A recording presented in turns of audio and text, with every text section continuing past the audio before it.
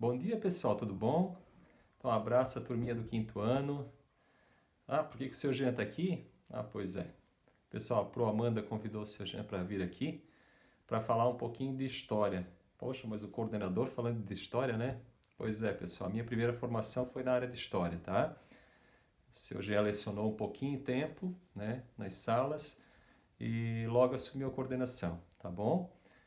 Mas é como houve esse convite e vocês vão entrar numa parte da história que é uma parte bem importante assim para o Brasil naquele momento, né? A gente está falando lá de 1830 até 1840, mais ou menos, que era um período imperial, tá? O Brasil, então, vivia sob controle do império, né? Nós tínhamos imperadores, um sistema de monarquia, tá?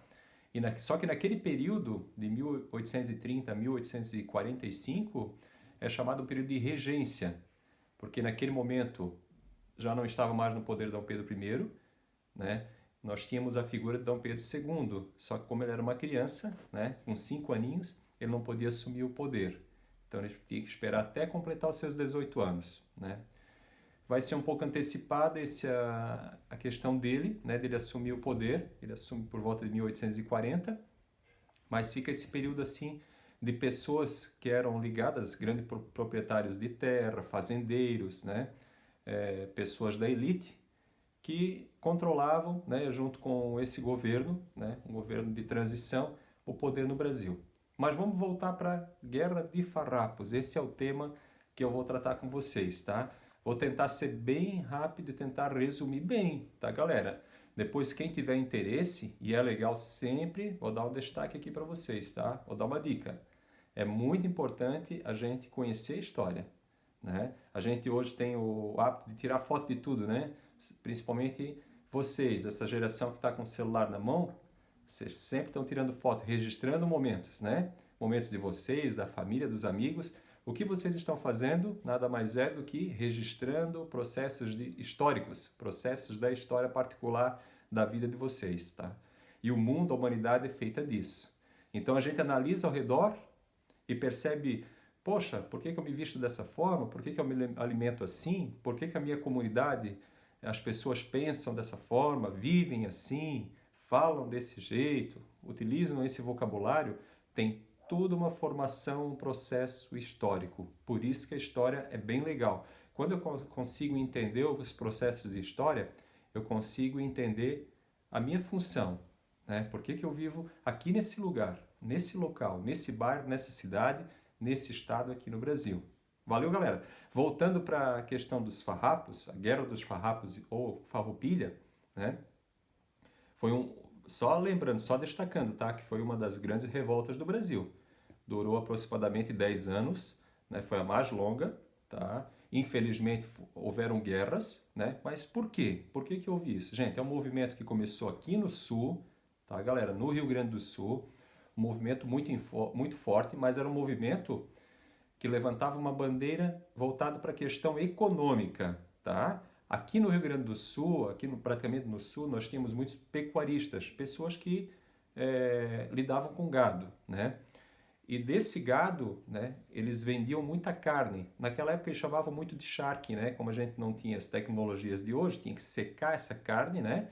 E era vendido esse charque. Então esse charque era vendido internamente, né? Em toda a colônia, em todo o Brasil, né? Nas províncias que eram chamadas, província de São Paulo, do Rio e assim por diante, do Sul.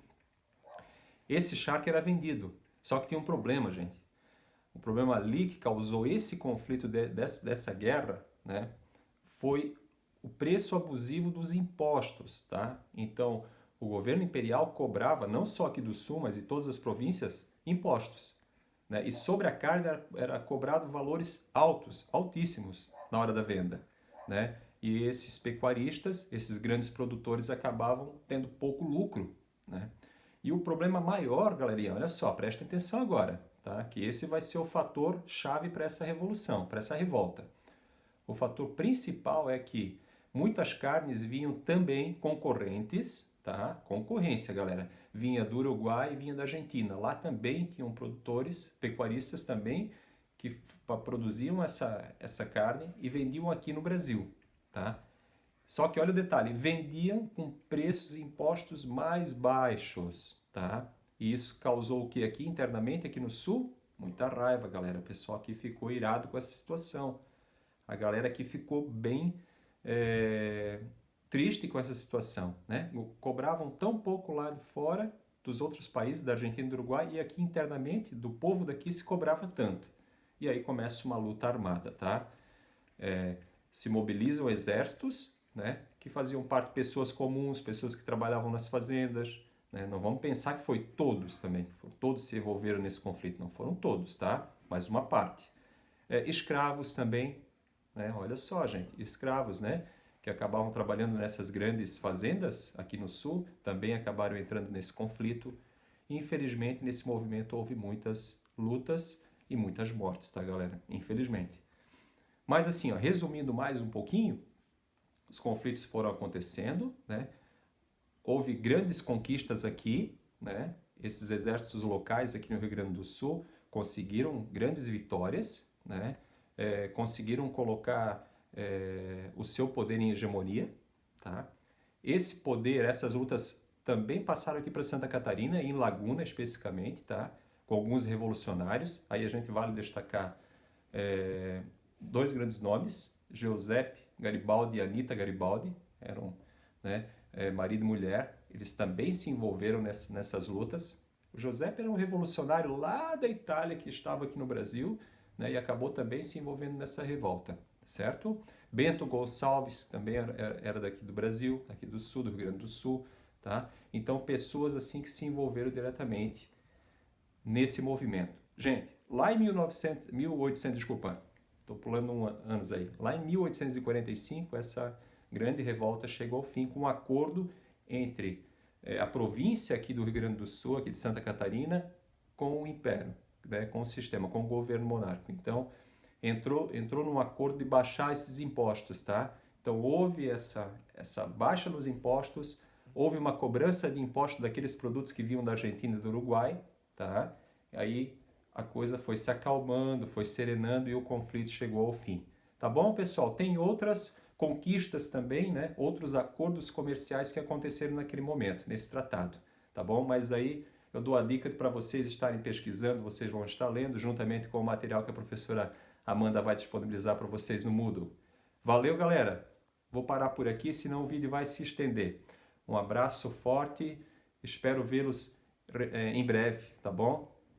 Um abraço para vocês, tudo de bom. Um abraço, seu Jean. Valeu, galerinha. Tchau.